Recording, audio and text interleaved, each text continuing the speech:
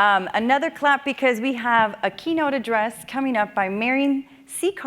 who's going to be talking to us about changing the face of deaf education, addressing the challenge and improving outcomes. Please join me in giving many more than one clap for Mariann C. Carter. Thank you so much, Malika. I appreciate it. Thank you.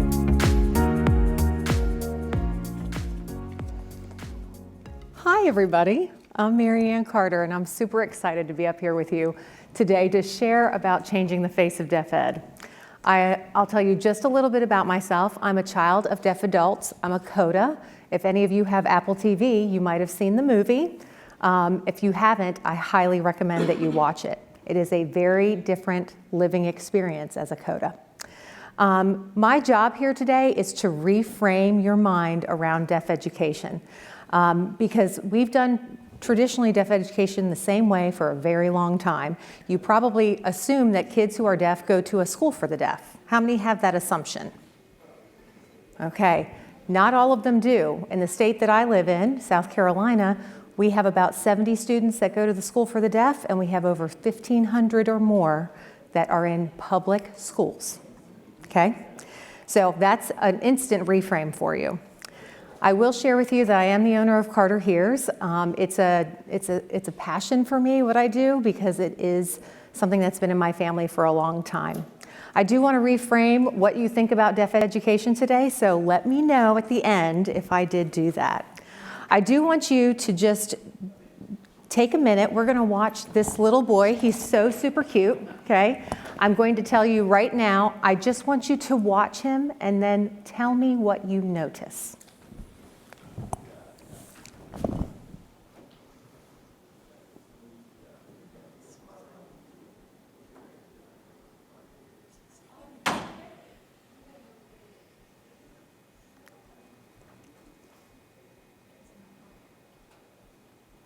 Okay, what is the first thing that you noticed about the boy? Just shout it out. He's not babbling. Baby babbles. He's silent. He's too silent. He was not babbling. He's silent. Anything else? He's observing. He's observing. That's another positive way to take a look at that. Anything else? He's calm. He's calm, right.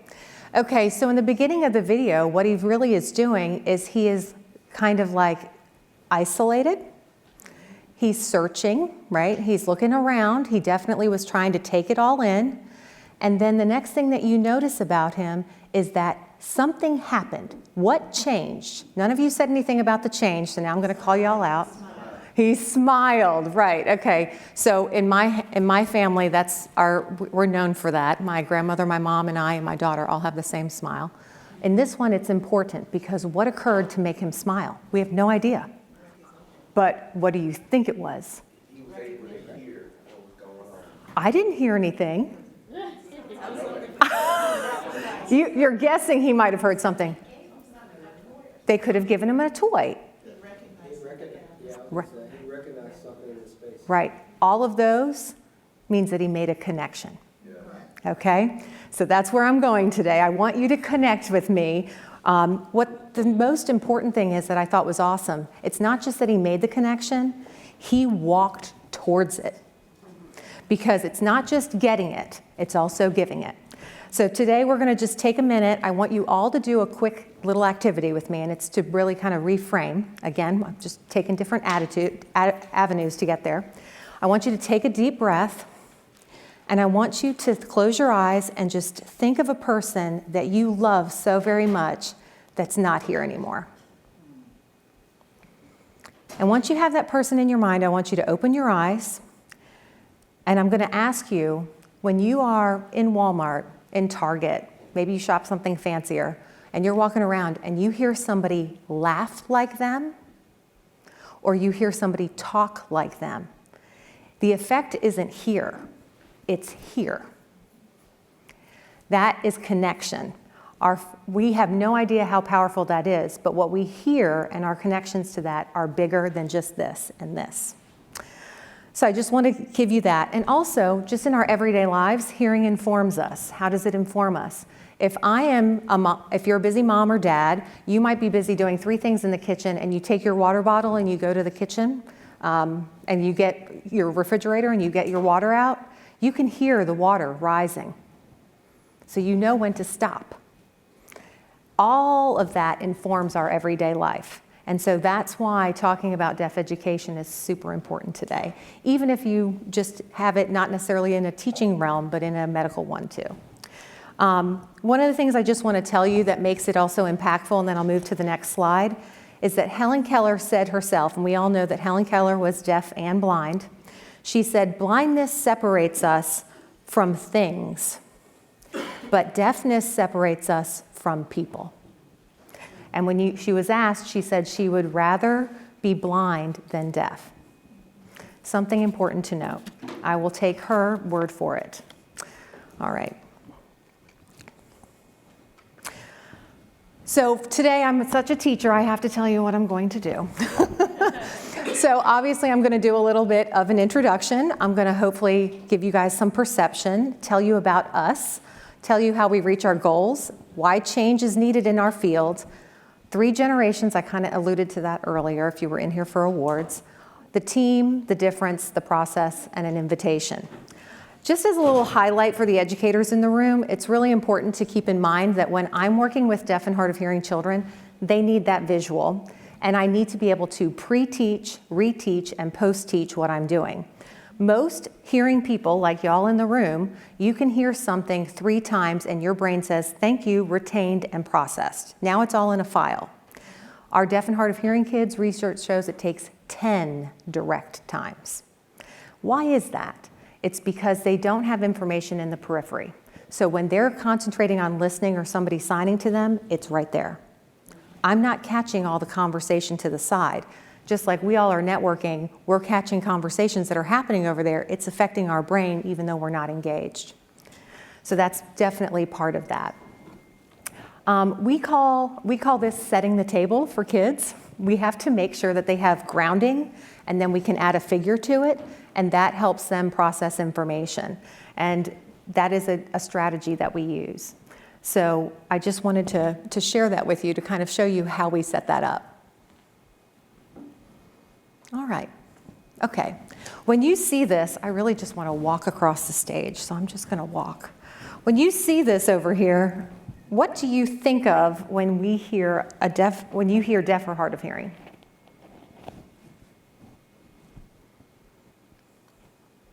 Silence, just kidding. Well, that too, silence. Sure, you might think of silence, okay? You feel sad, yeah, okay. Lack of safety. Say that one more time, I didn't catch that. A lack of safety. A lack of safety for them? For them, yes. Okay. They can't hear necessarily what's going on. Like, we're driving, we can hear sirens, we can hear all these things around us. So we take that for granted. But when somebody's deaf, they don't get those warnings ahead of time. Yes, there has to be something else that triggers them quicker, right? Like maybe their eyesight is engaged a little more to catch the lights and things like that. So what I put up here was pictures of a child wearing a hearing aid. Many people think of hearing aids when they think of deaf and hard of hearing people. In the middle, you think of sign language maybe. And on the end, I have a child wearing a cochlear implant. I also chose these on purpose. Many people can look at these 3 pictures and say, oh, it's a deaf child. Yes, and I picked 3 vanilla ones for you to see. But what I will share with you is that they never look the same.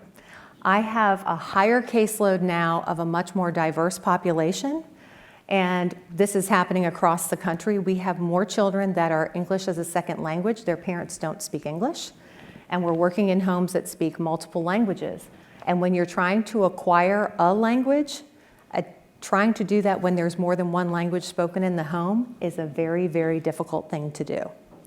So what I want to share with you is what I taught maybe 20, 25 years ago doesn't look like it does now, and that's why practices need to change. The other thing that I just wanted to share with you is when we look at technology and communication, no 2 deaf children that I've ever taught are exactly the same. You have to love them, teach them, and understand them as an individual. The other thing is, just like I said, English is a second language. where they live, rural, urban, city, suburb, that makes a difference because access to care and quality educators change with just that one dynamic. You also have socioeconomic issues that come about, and also race. All of that plays a factor. And I'm grateful to say that I have all those factors, and I love my kids, and I assess them, and I treat them to their need. So Carter hears, we believe that all children, especially children with hearing loss, reach their potential in academic, social, emotional, functional, spiritual avenues through conducive learning environments. Sounds great, right? A lot of elementary, middle school, and high schools, they have a wonderful mission. And that sounds good. Y'all are happy with that, right? I didn't miss anything? Okay. So our team created this. But what I share with you is that sounds great, but you got to put it in action. And so we're going to talk a little bit about that. So the question is, how do we reach our goals? You're climbing out of a hole together, right? And it's got to be the key to something bigger. This is kind of the how we do what we do. What we do is grounded in evidence. I could today bring up a whole bunch of studies and data, and I'm happy to provide that, but I thought it might be a little boring. But if you want to connect with me, I can share this with you. But the most important thing is that we remember that it has to be direct and explicit. So if you think I'm going to get the underlying meaning because you have implied that to me, for example, if I'm the mom and I'm carrying groceries and I want my child to come and help me carry groceries, I'm not going to huff and puff until the child comes. I'm going to say, you do a lot of talk. We teach kids to do self-talk in their head. So we would say, mommy got a lot of groceries. I really would love help carrying these in. I'm strong enough to carry 2. Can you carry 1? So you have to give the language directly and explicitly. Also, one of the biggest things that's important to me, and this is really why I wanted to be at HEAL this time. I mean, it was wonderful to be recognized, but it's also great to be up here because the audience that's here is so diverse, and I'm grateful for that. But a lot of times, we run in parallel universes. Healthcare does its own thing, and technology does its own thing, and education does its own thing. It cannot continue to work like that. What we need is a whole team approach. And the reason for that, and we strive to do that very well, and I'll give some examples to that, because we just not only do that in the school, but we have to bring the community in too. But the reason that's so important is because you have to have the quality pieces here. You want to make sure that you have quality professionals. I will tell you that who they're graduating now is not what they used to graduate. I don't know why, but we have in the workplace, earlier today there was a panel up here talking about the workplace. In the workplace, we have had to come up with our own competencies, and we provide coaching to our staff once a month that they can say, I want to gain better competency in this area. If we don't start doing that and offering them a time and a place to learn, how are we helping them show the example to the children they teach? It's super important. And that also, coaching in our world, we also do not only professional coaching, but we will also help you with your personal life too. I will say that everything has to be research and evidence-based, but just because that is true does not mean that it fits every kid. So you have to know the differences between the research and evidence-based stuff to pick what's appropriate. The last thing I'll share with you is that a lot of technology and healthcare will work in functions where they'll say, well, this child needs to get a cochlear implant. And there's nothing wrong with that. Children get implants for safety reasons, just to hear for safety reasons. Some of them get it to learn to listen and speak. But communicating that with the educational group and technology is very important. There's options in technology. There's some implants that work better with different types of hearing loss. And also in the educational realm, we also have a responsibility to carry out their ability to access information. And most information at school is delivered the way I'm delivering it to you right now. So if we don't start thinking about that, and I'll give you an example real quickly about technology. How many of you maybe have seen out there where they've developed things like a sign language glove or glasses that have an interpreter in the window and other things like that? Sounds great, right? You're thinking, oh, that's amazing, that's wonderful. Most sign language, not just American Sign Language, but British Sign Language, and there's of course sign language for each different country, they don't use one hand. They use two. And so you need that to work together, and that's a lot of tech, and that's very, very difficult. It also does not necessarily guarantee that they can still communicate with their peers and a whole other slew of things that relate to social emotional health.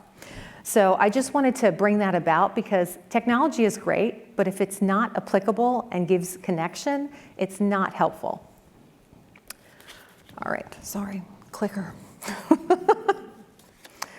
So what's the why? I just shared with you the how. What's the why? Why is change needed?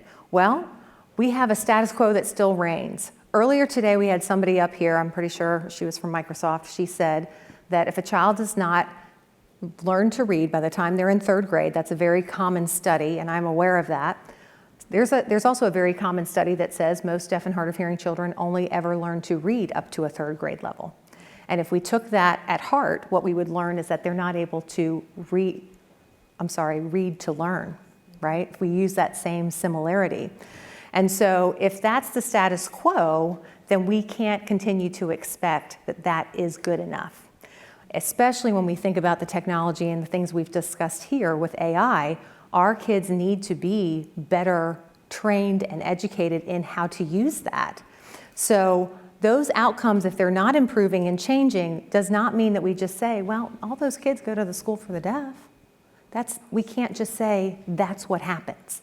That's not the way we function. So I will give you an example, and I'm kind of calling you to the mat, and I'm fine with that. I'm really good at that, and you can call me to the mat too. Societal acceptance of deaf people. If you guys don't mind, how many of you in your everyday job work with a deaf person? Okay, 2 in this entire room. And I'm not gonna even count her because she works with me. And more importantly, we try to make sure deafness is represented on our team by deaf people. So we have about 30 to 40% of our staff that are deaf. That's really an important value that we carry. But recognition of them in the workplace and their ability to participate is not something that we see in a societal world. What we mostly find is that, let me just ask you this, when you are out in the world and you see somebody who's deaf, do you do what that boy did and walk towards the connection possibility with them? Or do you avoid it? Most of the time people avoid it. They're happy to look at it, but they're not willing to engage in it. And that is our responsibility here, is to try to attempt to engage. That helps to do that. And I'll also share this because this is something near and dear to my heart, and we're really working towards this. We have a project we're working on. But parents still continue to share with us that they have concerns for their children. And that is because at the everyday life of their school, they make friends, they can participate, they do all those things, but nobody calls them and says, hey, we're gonna go swimming after school, or hey, we're gonna go to 7-Eleven and get a Slurpee, or those kinds of social things. They miss out on that. So they can do the surface level connection, but not the deeper level connection. These are real people, by the way, real moms, real kids. All right. So this is kind of fun for me. I'm going to share this with you because this is in my blood, literally probably my DNA. In this picture, if you look to the top right, you'll see a nice little girl smiling with headphones on. That's my mom. She's the one who's deaf. And then the teacher in this picture is my grandmother. Back in the 1950s, when children who had disabilities and did not have to be educated literally could be sent home in the United States of America, my grandmother said, no, no, no, not my child. And the reason she did that is she had a little bit of motivation. My grandfather was he's from a family of 6. He has 4 brothers. All those brothers went to World War II. And he said, I'm the oldest, I'm not gonna let them go without me going. He was the only one that was married, and he's the only one that didn't come home. Okay? And my grandmother, my mom has a sister. She's now the oldest, and she's actually deceased now. But my grandmother had a child who had spina bifida. So my grandmother lost my grandfather and her oldest child at the same time. So she had my mom, and then she was also pregnant with my uncle. My uncle's still alive. But what she wasn't going to lose in all of this was connecting with my mom. She knew that she had to make a goal of how she was not going to lose my mother and lose her son. And she made an entire life out of this. Rarely enough, both of my grandparents were educated back in the 1930s. Now, even my grandmother got a college degree, and she was a teacher. And so when she found out my mom was deaf, she said, I'm out of North Dakota. And she went straight to Chicago. She went to Northwestern. She trained herself in how to learn how to listen and speak. And then she said, that's not enough. And she went to the University of Illinois and built an entire deaf ed program. She built that. She had Champaign-Urbana schools and National A.G. Bell say, hey, let's all do this. This is what she started with. What she ended with, and I have data from some of these kids and some other kids that are in her book, I've actually seen, did her strategy work? 60 years later, those individuals have homes, worked jobs, and also were college-educated people. So I know that what they did worked. They're above the status quo right now. And so I share that with you because it changed her life. One of the biggest gifts I got after my mom passed away is I was going through her things, and there was a birthday card from my grandmother to her as an adult woman. And she said, you gave purpose to my life. And I want to share this with you because each of you in this room do so many different things. And your job is to say, this is purpose to my life. Each of you should have that. And I just want to share that with you. But she didn't want to lose connection, and this is how she built it. She said, Eleanor is going to talk and sound like a newscaster on television. And that is what she did with my mother. So my mom had great speech, and she loved my mother, but she ended up going to Gallaudet, learned sign, dated the captain of the football team. I am not his daughter. But she also learned to sign. And that was one thing that was also pretty amazing, because my mom deaf people don't make deaf people. Deaf people have mostly hearing children, okay?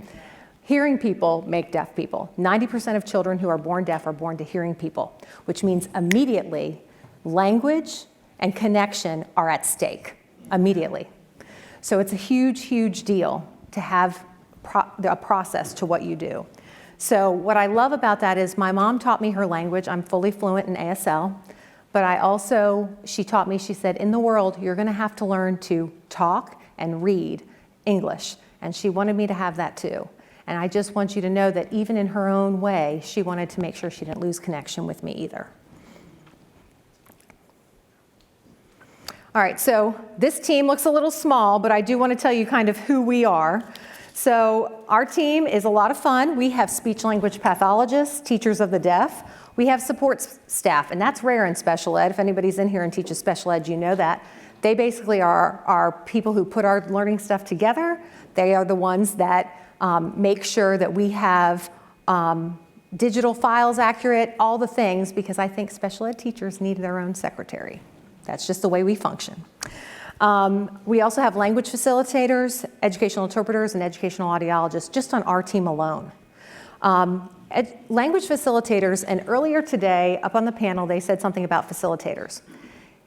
With the Individuals with Disabilities Education Act that we carry for all of our deaf kids, that's why they're entitled to an IEP, one of the things that they talk about is least restrictive environment.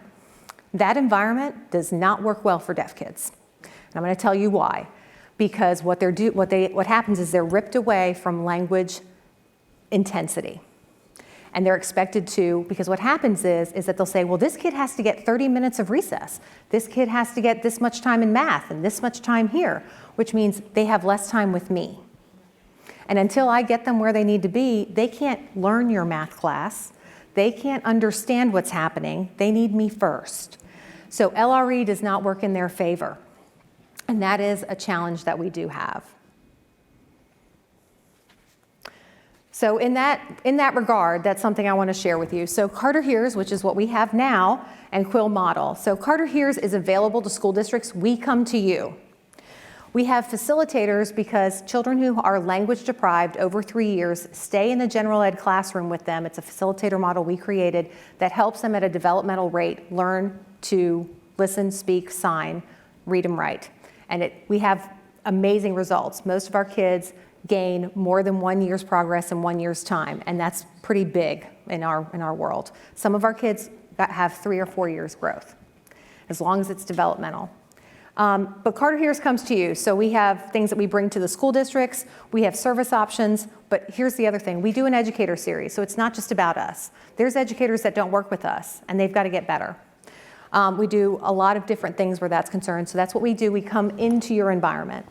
The Quill model is actually set up like my grandmother set it up. And that is for us to give you a pathway to set up something intensive. You guys remember Manny from yesterday?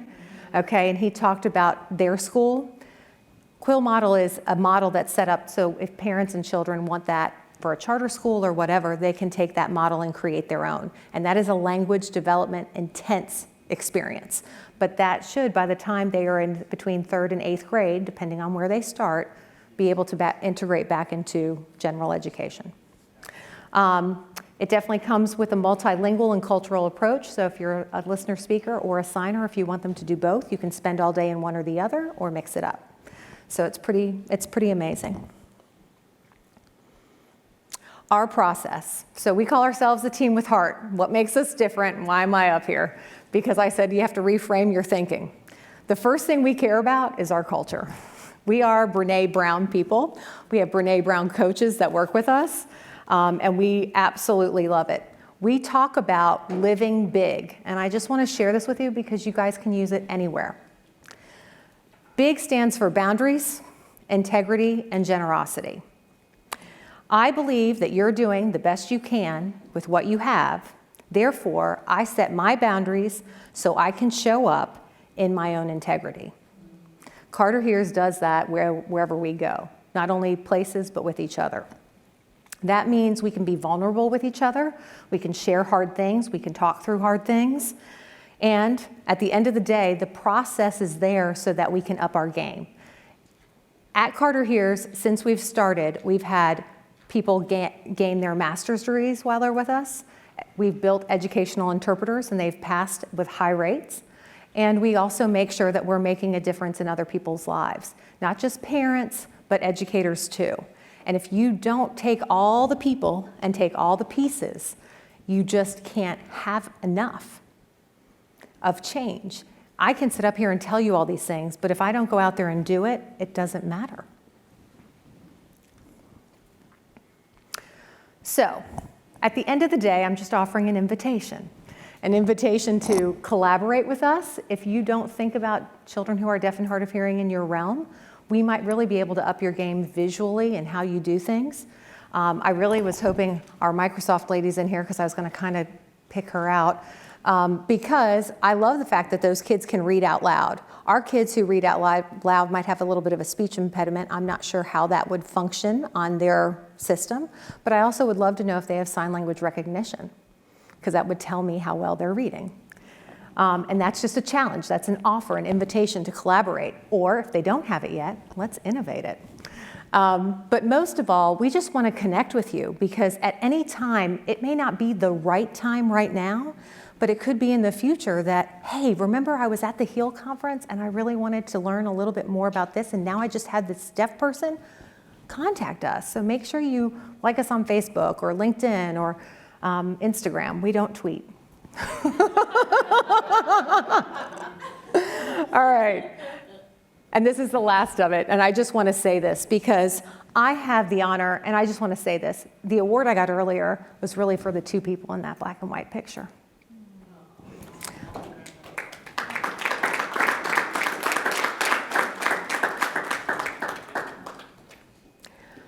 But ultimately, I can't do this by myself.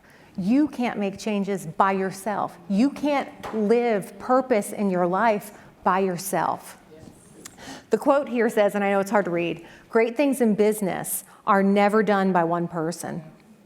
They're done by a team of people. And I just want you to know they're not here, but I have the best people.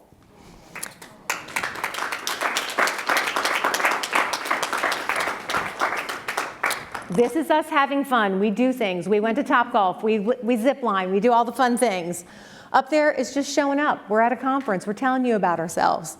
Over there, when we win an award or somebody in our team does something great, we celebrate. COVID didn't get us down. We all still showed up. This down here is one of my favorites because when we host Educator Series, it's not just about us. If we're going to affect change or you want to be like us, we've got to come to you. And we do that. And that's over 50 or 60 people at a conference. That's pretty amazing. And so you can tell I love them very much. But I thank them because of them, I can stand up here. So thank you guys very much. Thank you.